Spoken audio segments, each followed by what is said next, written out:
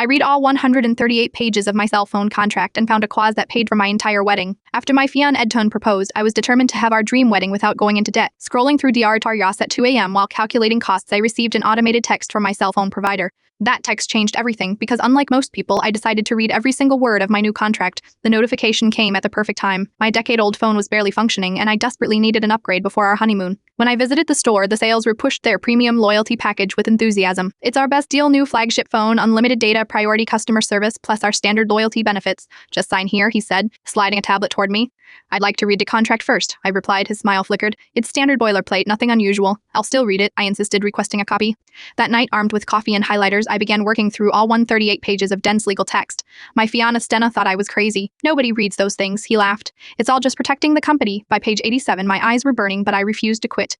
On page 112, buried in a section titled Super Connect Membership Rewards Program, I found something extraordinary. The clause dated, qualified Super Connect members who accurately identify this paragraph by its reference number XC-7-342 when signing a new 36-month contract are eligible for the Super Connect Life Iteration reward, valued at $5,000 IFID, applicable to one of the following life events occurring within the contract period: wedding celebration, birth adoption celebration, or significant anniversary celebration, 25+ years. I nearly spilled my coffee. $5,000, exactly what we needed for our venue deposit. The next morning, I returned to the store and requested to sign my new contract. When the same sales rep handed me the tablet, I paused before signing. I'd like to claim the Super Connect Life Iteration reward under clause SE-7-342 for my upcoming wedding, I said casually. His expression went from confused to shocked. He called his manager, who called another manager.